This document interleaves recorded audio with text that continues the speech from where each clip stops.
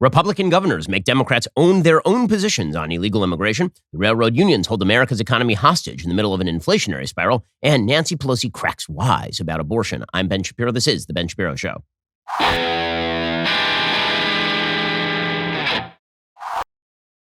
This show is sponsored by ExpressVPN. It's time to stand up against big tech. Protect your data at expressvpn.com/Ben. Well, you're spending too much money these days on everything because Joe Biden is a terrible president. But one of the things you're definitely spending too much money on is one of the things you've been spending too much money on for literally years. That would be your cell phone coverage. Verizon, AT&T, T-Mobile, they charge you too much money.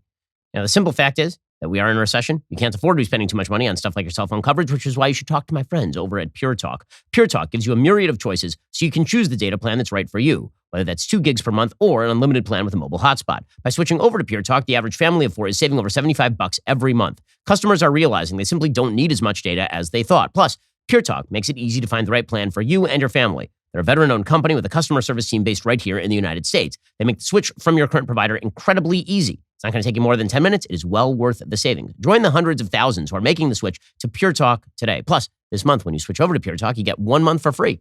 I've been endorsing Pure Talk for a couple of years. They have never made an offer this big. Just head on over to puretalk.com, choose your plan, enter code Shapiro for this special offer. That's puretalk.com, enter code Shapiro, get 1 month for free. Well, here is the thing about altruism. If you are truly altruistic, this means that you dip into your own pocket to give people things, right? True altruism is when you are charitable with your own resources.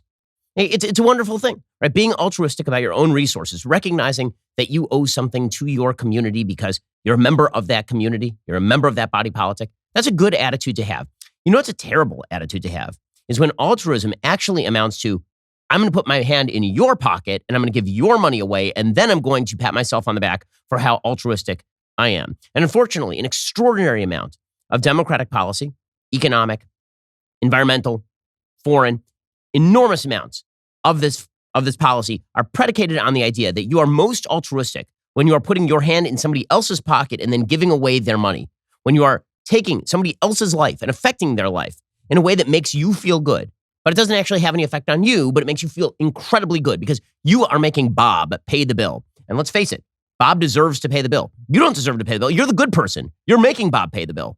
But so long as you are making Bob pay the bill, you owe no consequences. You don't have to actually be altruistic. You don't actually have to do anything. It's all up to you to make sure that somebody else does this thing. So much of left-wing policy is predicated on this very idea that the rules that you think should broadly apply to humanity and the consequences of which are not owned by you, those rules are good so long as you promulgate them. And then the minute you are clocked in the face by a reality, the rules become really, really bad. This is true on tax policy. Democrats in blue states across the country will raise state taxes to extraordinary levels. And then they'll go to the federal government and they'll ask for state and local tax deductions. The idea being that you should be able to deduct your high taxes in the state of California, for example, against your federal income tax. Because after all, the other states should pay for the fact that you've decided to raise taxes in your state. When it comes to homelessness, homelessness is a human right until precisely the moment the tent cities arrive in Malibu. Environmental policy. Environmentalism is all wonderful and good, especially for people who live in areas where you don't. Meanwhile, you get to basically fly around in a private jet, right? Environmentalism is a luxury of the wealthy. And generally, the people who are most interested in environmentalism also have the largest carbon footprint because they also happen to be the most wealthy. And wealth goes along, in most cases, with a higher carbon footprint than people who are very, very poor. So this has now reared its head again with the issue of illegal immigration. The left, for my entire lifetime, has basically been soft on illegal immigration. They've suggested that illegal immigration, the free movement of people across America's southern border, and the ability of those people to then rely on the American welfare state, particularly on the state and local level, the ability of these folks to move across borders, to take jobs, to not pay their full share of taxes, to get free public education for their kids, to take advantage of the healthcare system, right? All of these things are a good. And to oppose this is to be cruel and nasty. Now, here's the thing. Most of the people who are pressing this sort of policy, particularly the elite levels of the Democratic Party, never actually have to deal with the consequences. They feel as though they are creating a new voter base. People are coming in and they're more dependent on government. They tend to be poorer than the average in the United States. They tend to be less educated on the average in the United States. And thus, they are more dependent on government largesse in the United States. And so the idea was bring this entire new group of people in, and these people are more likely to vote Democrat. This is how the demographics of California, for example, shifted from California being a red to purple state and now to a pure blue, deep blue, sea blue state. Okay, but here is the magic. In order to foment illegal immigration, what you really have to do is you have to suggest that border towns in Texas have to deal with it. And certainly not Barack Obama up in Martha's Vineyard. Certainly not Kamala Harris over at the Naval Observatory in Maryland. Those people don't have to deal with it. Certainly not Eric Adams in New York City. The people, Lori Lightfoot in Chicago, those people don't have to deal with it. Because after all, the true altruism is making sure that the people down on the border in Texas who are saying, you know what, this is really screwing up our city. Those people are the bad guys. Greg Abbott is the bad one. Doug Ducey in Arizona, he's the bad one. The people along the border who say, you know, this is creating real societal and cultural problems and economic problems and crime problems. Those people are just, they're intolerant. They're bigots. They're bad. Because we're altruists, right? They're bad. We are the altruists. And so there is something extraordinarily ironic about the hue and cry that is now coming from top-level Democrats over the move by border state Republicans, Ron DeSantis in Florida, which technically is not a border state, but there's a lot of illegal immigration into Florida, or Greg Abbott in Texas, who have now been saying to Democratic governors and Democratic mayors, you know, guys, if you love illegal immigration so much, if you want to say that you are a sanctuary city without actually having to deal with the predominant force of illegal immigration, and guess what? You asked for it, you got it. And so Greg Abbott and Governor DeSantis, they've now been sending illegal immigrants to deep blue areas where they support sanctuary cities and open illegal immigration. They've been saying, now we'll see how much you like it. We'll see how altruistic you are when your hand is in your own pocket and not ours. We'll see how kind and charitable you are with your own resources and how much you like illegal immigration when it actually affects you. We'll see how much you enjoy defund the police when the criminals are sitting right side your house. Right? We'll see how much you enjoy homelessness when, again, there are people who are camped out in your front yard. We'll see how much you enjoy high tax rates when there is no state and local tax deduction. Making people own the consequences of their own political decision-making is a net positive. This is also true, by the way, intergenerationally. Democratic economic policy is predicated on the idea that you can steal from future generations and then you can use the money here. And this is not just true in the United States. This is true all over the world. The decline of Western economics is largely based on the fact that we have abandoned the sort of Burkean notion that you owe a debt to future generations. Not the other way around, right? They owe a debt to you in the sense that they are supposed to inherit a stable and decent system. But they are not supposed to pay your bills. It is a fundamental fact of morality that a parent is supposed to provide for the child, and that typically speaking, only in old age are children supposed to provide for their parents. But the idea is that not that you burden your unborn grandchildren with debts they are never going to be able to pay. And yet we have broken that intergenerational barrier. We've destroyed that morality. And so now we have basically impoverished our children and grandchildren on the back of extraordinary levels of public and, yes, private debt here in the West. And that is why you're seeing low rates of economic growth across the West. And this has been true for at least a couple of decades. So making people own the consequences of their decisions in the here and now is a very good way of forcing better policy.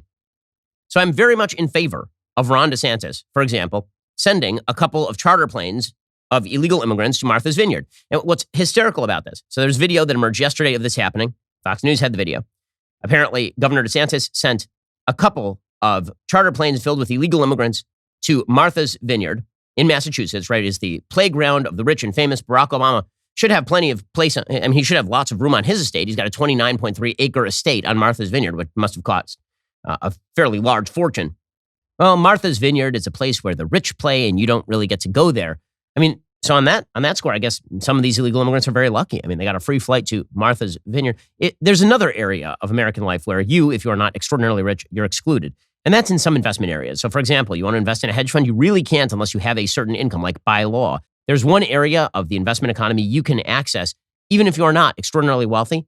And this is an area of the investment economy that actually the rich tend to play in and make a lot of money in. And that, of course, is high-end art. Masterworks allows you to invest in the same kind of art that very, very wealthy people invest in. You do it fractionally. Masterworks offers investments in the top 1% of contemporary art, an asset that appreciated by an incredible 33.2% the last time inflation was this high. They make it so easy to invest that anyone, regardless of your artistic background or knowledge, can still hedge against inflation and diversify to reduce risk. Masterworks has over 500,000 users signed up. They're not going to stop until they hit 1 billion. Here's the best part. I've scored an exclusive offer for my audience only. When you sign up at masterworks.com/Ben, you can skip the waitlist and start investing immediately. That's masterworks.com/Ben to skip that waitlist before deciding to invest. Carefully review important disclosures at masterworks.com/CD.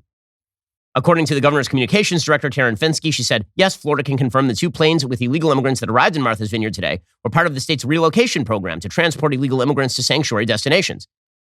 States like Massachusetts, New York, and California will better facilitate the care of these individuals who they have invited into our country by incentivizing illegal immigration through their designation as sanctuary states and support for the Biden administration's open border policies.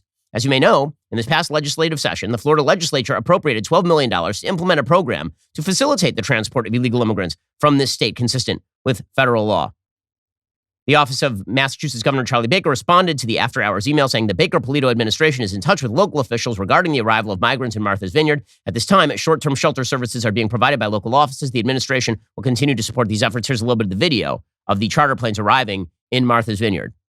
But DeSantis has sent migrants on a plane to Martha's Vineyard. Now, this is where the Obamas have a home, Oprah, Beyonce, even James Taylor, who's going to be seeing fire, rain, and migrants.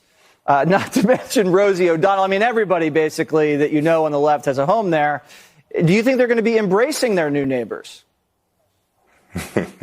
You know, these are all sanctuary cities until they're in their sanctuary. Right. I doubt they'll embrace them.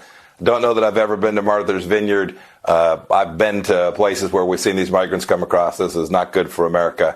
Every town's a border town, and we need to make sure we get our southern border secured exactly like we did for 4 years, Jesse. Meanwhile, the Texas governor, Greg Abbott, is doing something similar with regard to Kamala Harris. According to Fox 5 DC, Fox News is reporting that 2 buses of migrants arrived on Thursday morning outside Kamala Harris's residence at the Naval Observatory in Washington, D.C. Approximately 100 migrants, mainly from Venezuela, arrived just before 7 a.m. from Del Rio, Texas, and were offloaded near the Naval Observatory's main guard gate. The migrants were picked up in Eagle Pass, Texas, and were sent by Governor Greg Abbott. Here's a little bit of Fox News' report. Buses filled with migrants from our southern border have just arrived outside Vice President Kamala Harris's residence at the Naval Observatory in Washington, D.C. Griff Jenkins is live on the scene to tell us more. Griff, is that Massachusetts Avenue that I'm looking at right there? Yeah. Good morning, Steve, Ainsley, and Brian. This bus just arrived moments ago. I talked to some of the folks. Apparently, this bus has come from Del Rio, Texas. Okay, so the typical response in the media is, this is horrible. How could they do this? So just to get this straight, when a bus filled with migrants arrives in Del Rio, Texas, that's a net good for the United States. That's a good thing, because forcing Del Rio, Texas to take all those people in is great. Remember a few years ago when there was a migration crisis under President Obama, there's a city in California called Murrieta, and there are a bunch of residents there who are saying, don't take these buses here. Like, we live here. We don't have the resources to take care of these people.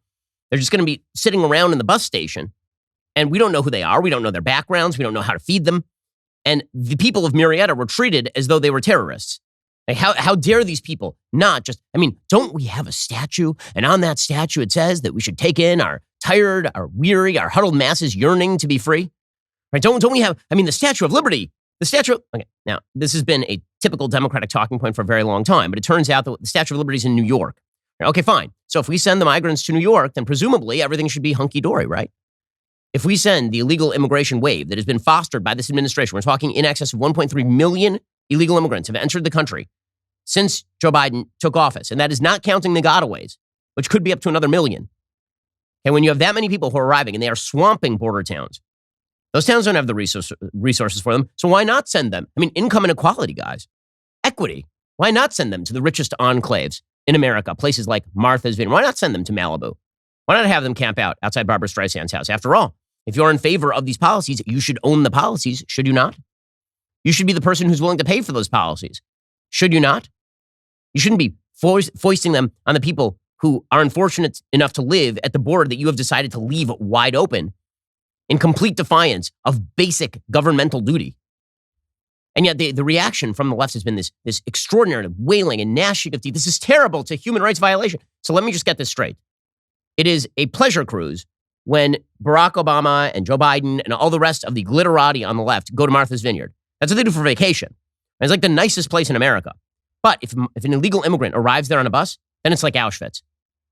Basically, you send a bus filled with people to Martha's Vineyard, and my God, it's a human rights violation. It's not a human rights violation, by the way, to leave the border open and incentivize hundreds of thousands of people, including small children, to cross some of the most dangerous areas on planet Earth.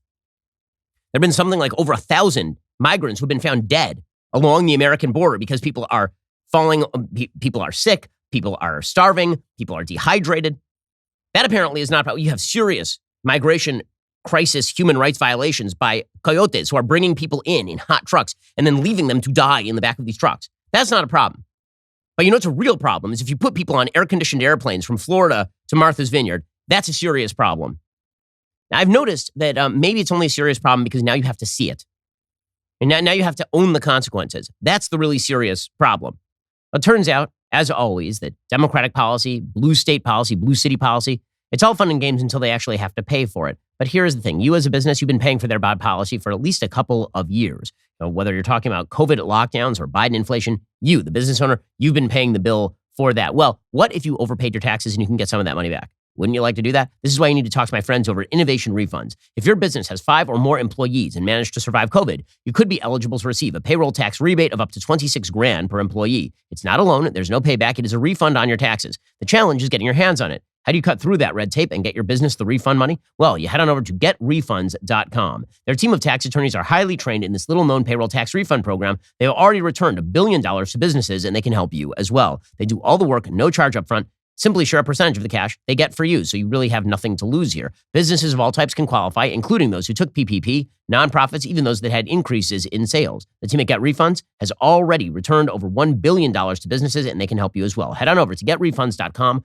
click on Qualify Me, answer a few quick questions. The payroll tax refund, it's only available for a limited amount of time. Don't miss out. Head on over to getrefunds.com. Again, that is getrefunds.com, getrefunds.com. It's amazing to me the extent to which we are told that a city like New York City, okay, so New York City has a population, a grand total population in New York City of 8.4 million people. If 1,500 migrants show up from Texas, we are told that this strains the city's resources. 8.4 million people live in New York City. How many people live in Del Rio, Texas? Okay, Del Rio, Texas, I'm sure is taking in, it's like 36,000 people live in Del Rio, Texas. So when they're hit with 1,500 migrants, that's a good thing, according to the residents of New York City. When 1,500 illegal immigrants arrive in New York City, a city of 8.4 million people, that's a really, really bad thing. The same thing in Chicago. It's a human rights violation, apparently, to send illegal immigrants to Chicago. Chicago has a population of 2.7 million people. But the idea is that if you send a few hundred illegal immigrants up there, well, we can't handle that. I mean, after all, we are a blue city. I mean, we can't really do that. That'd be really bad. So here is Lori Lightfoot, the absolutely incompetent mayor of Chicago, a place where there are more shootings every weekend than a typical weekend in Iraq, suggesting that, the real problem here is it's a national problem. I noticed that now you think it's a national problem. How weird that when the consequences hit home for you, you start to realize that illegal immigration is a national problem for you. Amazing. DC needs more assistance. And obviously I know that there's work being done by the White House and some of the executive agencies to look to other resources. That can't happen fast enough. So we're going to continue to be in conversation with them to let them know what is happening on the ground here. I had a series of very productive conversations when I was in D.C. on Friday, but we're not going to take our foot off the gas to say that we need a comprehensive plan from the federal government. And again, we all know what the reality is. This is a national problem. It needs a national solution. And we, as cities and states, cannot be left to fend to ourselves. We can't be left. It'd be a solution, securing the border. But this administration says the border is secure. So it'd be time for you now to talk to the White House about securing that, but you're not going to do that. Instead, you're going to virtue signal and pretend that you've been victimized by Texas. Now, El Paso, Texas, which is one of the big pass-through cities for illegal immigration, because it has a big border patrol station over there. The total population of El Paso, Texas, as of 2020, is like 680,000 people. The city of Chicago is 2.7 million people. The Illinois governor declared an emergency over migrants bussed from Texas. How many migrants were bussed from Texas? According to the Wall Street Journal, 500. 500. So 500 people show up in a city of 2.7 million, and the Illinois governor declares a state emergency. Meanwhile, 2 million people show up on the southern border in places like Texas, Arizona, and New Mexico. And that's hunky-dory. That's totally fine. The administration has got this whole thing under control. According to the Wall Street Journal, Illinois Governor J.B. Pritzker declared an emergency and called up 75 members of the Illinois National Guard to marshal resources to cope with an influx of asylum seekers bused to Chicago and other cities by Texas Governor Greg Abbott. About 500 migrants have arrived in Chicago since the first busload pulled into a downtown bus station on August 31st. More continue to arrive without any advance notice from Texas. Pritzker said the state of Illinois is doing everything in its power to support local jurisdictions to help ensure that the right tools and supports are in place as we move forward with this humanitarian response. This proclamation will help the Illinois Emergency Management Agency and other state agencies coordinate with the city of Chicago, Cook County, and other local governments to provide services to migrants. Those services include transportation, emergency shelter and housing, food, and medical attention. And of course, Pritzker criticized Abbott. He said it was a stunt playing games with people's lives. No, you know it's a stunt playing games with people's lives, like actual lives? It's not playing games with people's lives to send them to a major American city with a huge welfare program. You know it's a major stunt? Leaving the border open. That is a major stunt that you guys have been doing for literally decades. Governor Abbott said, quote, sanctuary city mayors complain they're overwhelmed by a few dozen migrants arriving on buses from Texas. It's a fraction of what Texas faces on a daily basis. We will continue busing migrants until Biden secures the border. Correct. But by the way, Joe Biden is taking action, hysterically enough. According to Reuters, as border crossings have soared to record highs, U.S. President Joe Biden's administration is quietly pressing Mexico to accept more migrants from Cuba, Nicaragua, and Venezuela under a COVID-19 expulsion order the White House has publicly sought to end, according to 7 U.S. and 3 Mexican officials. Right, so they won't just say, we're going to close the border. Instead, they're still using Title 42, COVID emergency, which they said they were going to end, and which they said is no longer applicable. They are saying that they're going to use Title 42 to pressure Mexico to take all of these migrants now.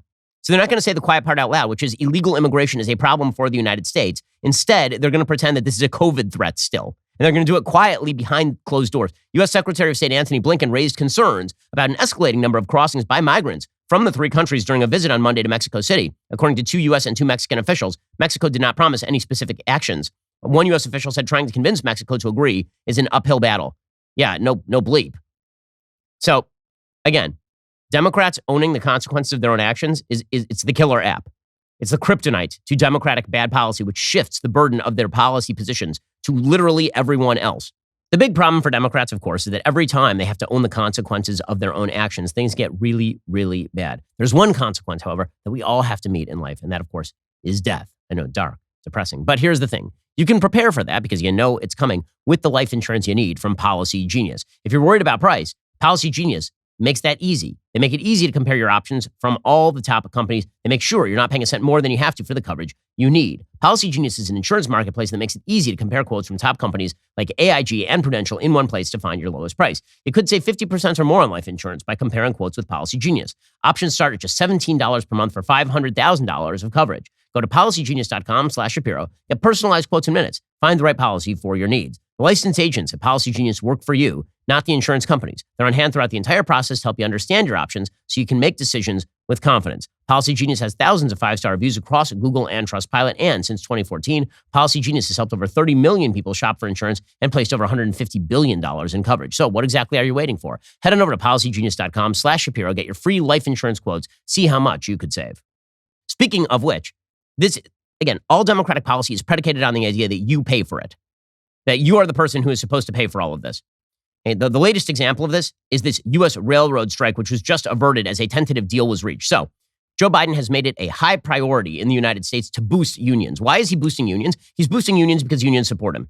Because Democratic policy is the single most corrupt area of American political life is not money from corporations in politics. That's not great.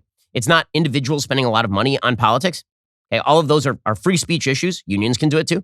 The biggest problem in American public life is not people who are pressing for the interests of their particular group in politics. That is the norm. The biggest issue in American public life is unions that sign actual contracts with the government of the United States, paying for the people who they are negotiating with to get elected. That's just the most corrupt bargain in American public life.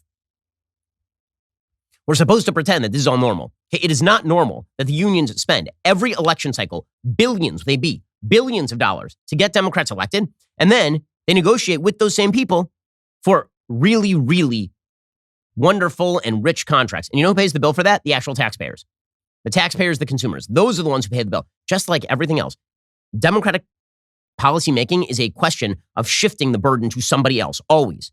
Always. Your political allies get all the benefits, and your political enemies are the ones who receive all of the costs. You stick everybody else with the bill. And this is a perfect example of this. So Joe Biden has driven approval of labor unions to the highest point since 1965, according to Gallup. Americans' approval of labor unions, which was all the way down at like 48% in 2009, has been steadily increasing to the point where it's now at almost 68%. That is the highest point that it has been in 50 years, basically. That is the current highest reading that they've ever seen. That is because, again, Democrats approve of labor unions because labor unions basically are a Democratic Party tool. Approval has increased among nearly major all demographic subgroups since 2016. One exception is labor union members. Their approval has been no lower than 75% since 2001. Currently, 86% of union members approve of unions, down from the recent high of 93% in 2019. Approval is relatively high among young adults aged 18 to 34, most of whom are not members of unions, by the way, and don't actually have to abide by union strictures, and those with annual household incomes under $40,000. Democrats approve of unions by an extraordinary scale, right? 90% of Democrats approve of unions. That is really where the uptick has happened, because Democrats have put heavy focus on the people who basically pay for their politicians to get elected. That the approval rating among Democrats, you would imagine. I mean, it's basically like going to the Republican Party and saying to Republican voters, do you approve of billionaires spending money on behalf of your political interests? That's basically what the labor unions do. And what does this result in? It results in, prior to an election, unions can hold up the Democrats at gunpoint, and the Democrats will just give away the store. That's exactly what just happened with the railroads. So there are these railroad unions, and these railroad unions have been demanding things from places like Amtrak. Right? There's a lot of government involvement in the negotiation of these contracts. These are sort of public-private partnerships a little bit. And because the railroad workers union works with the railroads, some of the railroads are sort of quasi-public institutions. Joe Biden has been making overtures to the unions for quite a while. He's basically been saying to them, hold us up, right? Do it. Tell us what you want. We will give it to you. He's done it on everything from the teachers, where he's got Randy Weingarten, one of the most nefarious figures in American public life, a person who essentially kept children out of school for 2 years because she cuts directly against the interests of school children. She basically runs education policy at the Biden administration. You have labor unions that are running the ports that have contributed heavily to the supply chain crisis. And now, directly prior to the midterm elections, this was no coincidence, the railroad unions decided they were basically going to hold up the store. And the amount of damage that was likely to have been done if this railroad strike had happened would have been egregious, which meant that they had Joe Biden over a barrel. And Joe Biden was then going to hold all of the railroads over a barrel, all of the railroad owners and private-public partnerships and all the rest of this. How bad was it going to be? Well, the strike, according to the New York Times, would have exacerbated the congestion that has plagued American ports. It would have brought fresh pressure to bear on trucking companies, the most obvious alternatives for moving freight, as they complain they still can't find enough drivers. It would have stymied the movement of goods, just as politicians and markets wrestle with soaring prices for consumer products. Rail moves roughly 2/5 of long-distance American freight and 1/3 of exports, making the stakes enormous. Also, rail is a central component of a complex global supply chain that depends on the coordinated movements of cargo ships, trains, and trucks. So what exactly was going to happen here? Well, what was going to happen here is more economic disaster. And Joe Biden couldn't have that before a midterm election, so he gave away the store. How much did the Biden administration give away the store in this deal that was just cut with the railroad unions? It's so bad they won't even release the details of the deal. That's how bad the deal is. You know the government cut a bad deal and it's secret. It's a secret deal. When's the last time the government cut a secret deal? And it was amazing for the American people. It just worked out unbelievably well. The answer is never, obviously. According to the Wall Street Journal, the White House said Thursday it had reached a tentative agreement to avoid a potential railway strike that threatened to shut down a crucial vein of the U.S. economy. Again, this is beautiful Democratic policy at its height. Incentivize the unions to hold you up, give them whatever they want, and guess who gets to pay the price for this? Taxpayers and consumers. Wonderful. Everybody else pays the price, just not Joe Biden. Joe Biden said the tentative deal is an important win for our economy and the American people. He credited the unions and rail companies for negotiating in good faith and reaching a tentative agreement that will keep our critical rail system working and avoiding disruption of our economy. The Biden administration had been holding talks with representatives from both sides to avoid transport disruptions that could have snarled supply chains, putting new pressure on prices when inflation has been hovering near 4-decade highs. Ahead of the Friday deadline, passenger rail provider Amtrak said it would suspend all long-distance train services starting on Thursday. While the negotiations don't actually involve Amtrak workers, the company's long-distance trains operate on freight lines, is what I was saying. There's sort of a public aspect of this. Amtrak said Thursday it was restoring long-distance train services. The company was contacting customers to accommodate them on the first available departures. Labor Secretary Marty Walsh, who had been meeting with the representatives and who is basically just an emissary of the unions, applauded the agreement on Twitter, quote, "Moments ago, following more than 20 consecutive hours of negotiations at the Department of Labor, the rail companies and union negotiators came to a tentative agreement that balances the needs of workers, businesses, and the nation's economy." The White House didn't specify the details of the tentative deal. But you know who did spill some of the details? The Association of American Railroads, which represents the nation's freight railroads. They said 3 unions representing about 60,000 workers had reached a tentative agreement. Okay, so what exactly is in this agreement that the Biden administration just forced through, which is going to increase your costs? Okay, there's just no question about this. How sweet is this deal for the unions? The new contracts provide rail employees with a 24% wage increase during the 5-year period 2020 through 2024. I have a question. It is now, as you noticed, 2022. So that means that they're going to be making up, I assume, whatever ground was not made up during 2020 to 2022. And they're just backdating it to pretend that there is a wage increase that they can include in that 24%. All right, fine. How many of you over the next couple of years expect a 1/4 pay increase? Is that something that's baked into your contract where you work? Seems kind of a sweet deal, does it not? This also, by the way, includes an immediate payout on average to all the employees of $11,000 upon ratification. So you get a 20, sounds pretty sweet, right? I mean, what if you at your job right now, you got a 25% pay increase over the next 2 years, because remember, it is 2022. Plus, you also got an $11,000 signing bonus. Sounds pretty amazing, right? Sounds pretty great.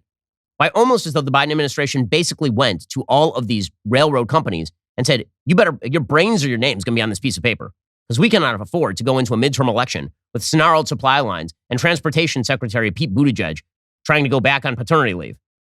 The association did not mention whether changes to attendance policies were made as part of the deal. The AAR said the terms were reached following the recommendations of the Presidential Emergency Board number 250, which was established by the White House to investigate the dispute. There it is. So the White House basically put together a blue ribbon commission, and then they crammed down the deal. Earlier, one of the unions representing U.S. railroad workers said its members had rejected a tentative agreement its leaders had reached. The International Association of Machinists and Aerospace Workers, or IAM, had said its 4,900 members had voted to reject an agreement reached with the biggest U.S. freight railroads as part of broader negotiations. A central dispute was over attendance policies and unscheduled days off if workers or their family members got sick. 2 other labor unions had also raised the issue and were seeking to include changes to attendance policies in the talks. So now these agreements are going to go back to the unions for a vote. Under the deal, the parties agreed to a post-ratification cooling-off period expected to last several weeks. If the talks had broken down and led to a strike, Congress could have intervened to delay or stop any strike. But White House officials were reluctant to call on Congress to step in to extend the deadline for negotiations or force a resolution to the dispute. Of course. They didn't want Democrats in Congress to have to go back to their union crony districts and tell the unions that we stopped you from destroying the supply chains in the middle of an emerging recession. Nancy Pelosi, the House Speaker, she said Congress stood ready to take action, saying that it had the authority to ensure the uninterrupted operation of essential transportation services. She said the House had prepared and reviewed legislation. We would have been ready to act, but thankfully, this action may not be necessary. Oh, well, yeah, that's amazing. I can't believe that you guys signed a sweetheart deal with the unions. Just incredible. Somebody else will foot the bill. You will foot the bill, because those increased costs are going to be passed on to you, the consumer, to you, the taxpayer. Once again, Democratic policy is predicated on the idea that everyone except for them should pay the bill. Right? They get to reap the political benefits of having unions continue to pay for all of their politicking. They get to reap the political benefits of saying that they solved a problem, but instead they didn't really solve the problem. They just had somebody else pay for the problem, which is a pretty wonderful way of doing things. And it turns out the basis of their entire economic policy, which is why inflation is going to continue to spike. There are a few unexpected surprises on the way with regard to inflation. We'll get to that in just one moment. Well, folks, this week, Obama economist Larry Summers said we have a serious problem with inflation. But Joe Biden refuses to see it that way. He says the economy is fast and strong. It must be fun to be Joe Biden, where everything is just hunky-dory, and every day somebody wakes you up and reminds you you're president of the United States. Well, we thought we'd give the old fellow the benefit of the doubt. We applied his fiscal policies to our Daily Wire merch sale to see if it gave you a better deal. After crunching the numbers, we quickly realized no one wants to pay 8.3% more for anything. So instead, we're going with our gut. We are cutting prices by 40%. That's correct. You can now get my legendary Facts Don't Care About Your Feelings button for only $15, or a classic Old Glory baseball bat signed by moi for $150. Get 40% off Daily Wire merch during our inflation reduction event. While supplies last, just go to dailywire.com/shop. Be quick. It ends Sunday. Alrighty. So Meanwhile, the inflationary spiral that this administration has brought about, it's about to get worse in a bunch of ways. One area where it's about to get worse is that Social Security is about to push forward a massive cost of living adjustment that spikes all of those checks. So remember, Social Security has a COLA, a cost of living adjustment, baked into the cake, right? As the cost of living increases, Social Security checks are supposed to rise. Well, they haven't really been rising to keep pace with inflation because nothing can rise that fast. I mean, there are rockets that don't move as fast vertically as the inflation rate is currently moving right now. In a letter sent on Tuesday, according to The Hill, Senior Citizens League policy analyst Mary Johnson said recipients could see an 8% COLA spike next year. That is a huge increase reflective of high inflation people are experiencing across the country. It's actually a smaller COLA than the Senior Citizens League projected just a month ago. At that time, Johnson was forecasting an almost 10% hike. Okay, so if you're talking about an inflated economy, you know how many people are on Social Security in the United States? The number of people on Social Security in the we're talking tens of millions of people. 69.1 million people receive benefits from programs administered by Social Security. Okay, almost 70 million. Probably now in excess of 70 million because those are 2019 stats. In excess of 70 million Americans receive some sort of benefit from Social Security. A lot of those benefits are cost of living adjusted. So as those checks go out, and those checks are now larger in number to reflect the inflation, they're going to boost the inflation because you're now injecting more liquidity into the system. You're injecting more money into the system, which is going to put pressure on prices upward. It turns out that once you start baking inflation into the cake just keeps rising, and there is no way to prick that cake and make it go down. You can't reduce the inflation except through extraordinarily harsh measures from the Federal Reserve, which is what is expected to come next. So you're going to go from very high inflation to a significant economic downturn. I mean, the fact is, by the end of the year, the Federal Reserve is now talking about about interest rates at something like 4.5% minimum. Okay, just by way of contrast, the current Fed funds rate is approximately 2.3%. 2.33%. The current target rate is like 2.5%. Okay, so you're talking about more than essentially doubling the Fed funds rate. That is what we are talking about right now. You think that's not going to have any impact on economic growth or job growth or any of the rest? Because again, when you make other people pay the bills, eventually the bill comes due. And well, even ABC News has been forced to report that the inflation stats are real bad for Democrats. So here's ABC News reporting that families are spending $460 more every month than they were spending just a couple of years ago.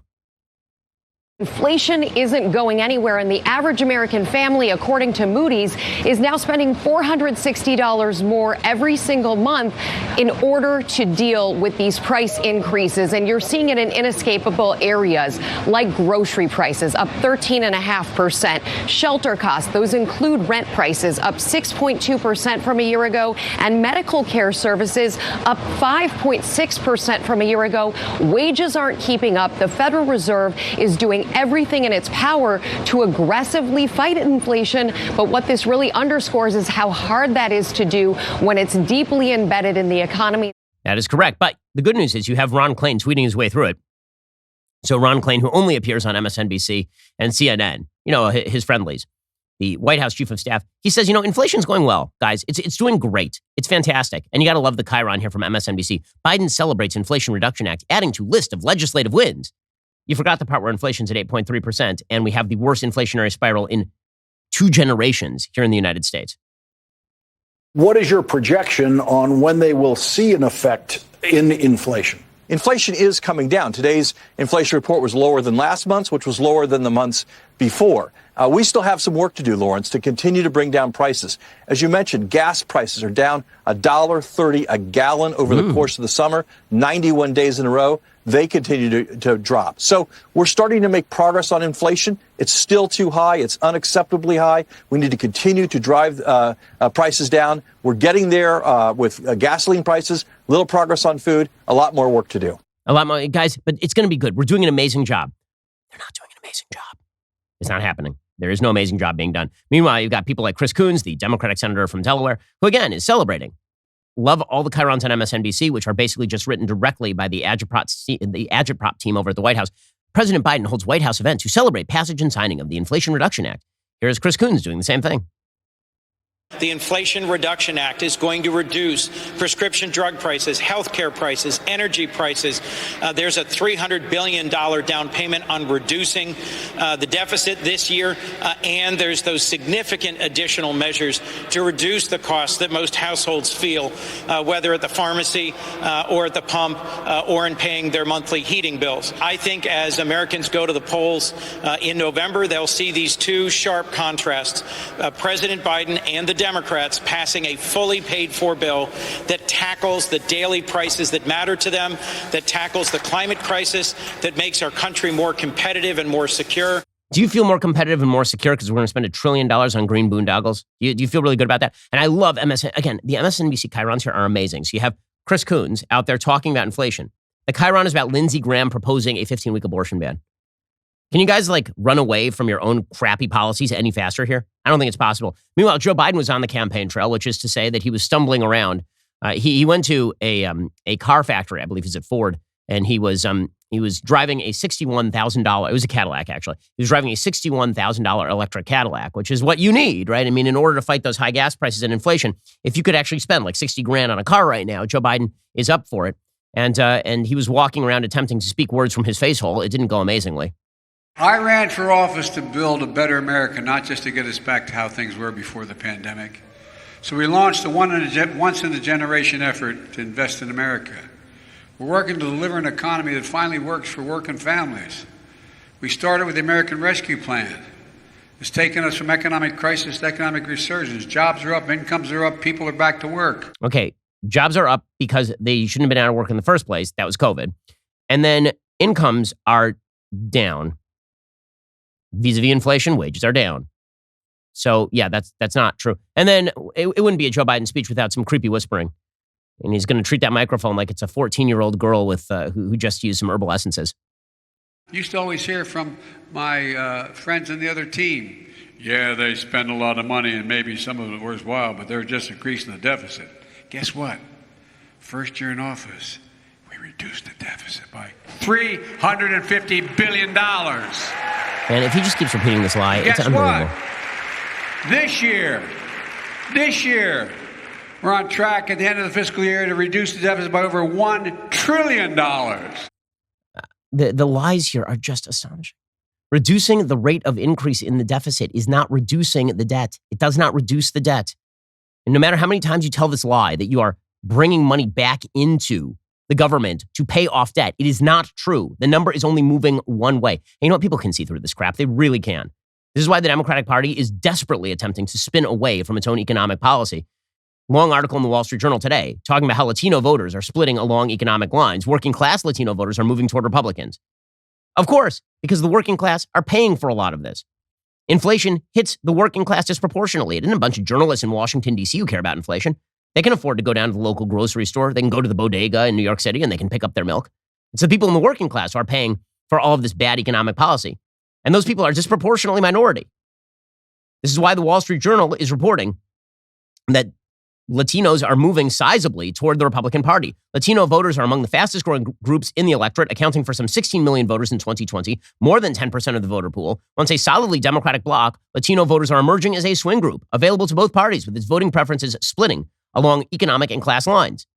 In 2020, Latino voters who backed one of the two major candidates gave Joe Biden 63% of their vote, but that was 8 percentage points lower than Joe Biden's party had won 4 years earlier. Movement away from Biden's party was even larger, some 11 points among Latinos who are working class, commonly defined as anyone without a 4-year college degree. And those are the people who are paying the bill for all of this. All right, guys, the rest of the show is continuing now. You don't want to miss it. We'll be getting into Nancy Pelosi, who's cracking wise about abortion. Plus, the Supreme Court apparently going after an Orthodox Jewish school for the great crime of not forwarding the LGBTQ plus minus divided by sign happy face emoji agenda. You don't want to miss it. If you're not a member, click the link in the description and join us.